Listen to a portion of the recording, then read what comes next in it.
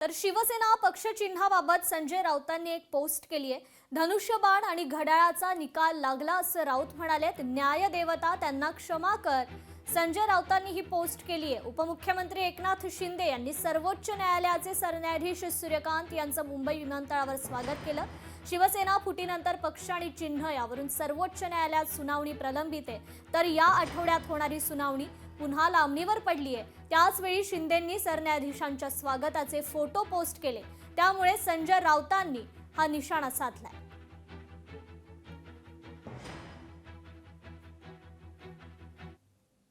राज्यात 30 जून पर्यंत कर्जमाफी करा। कर्जमाफी झाली नाही तर एकही रेल्वे फिरू देणार नाही।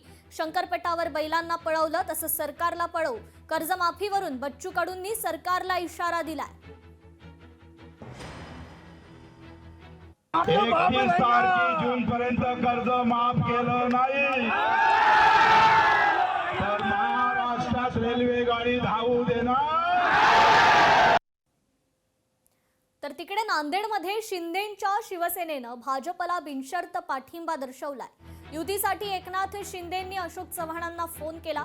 महापालिका निवडणुकीत एकमेकांविरोधात लढणारे भाजप आणि शिवसेना आता एकत्र आले। अशोक चव्हाण आणि शिवसेनेचे आमदार बालाजी कल्याणकर यांनी संयुक्तरित्या पत्रकार परिषद घेऊन ही घोषणा केली आहे।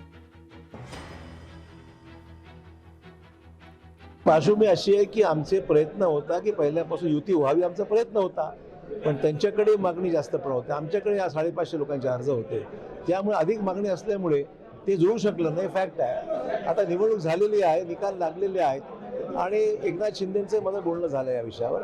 तर त्यांनी म्हटलं की त्याला युती झालं बरं होईल, त्यामुळे आम्ही तो निर्णय घेतला की सोबत घेऊन काम करायचं। लोकशाही मराठी ऐका, पहा, जागरूक रहा।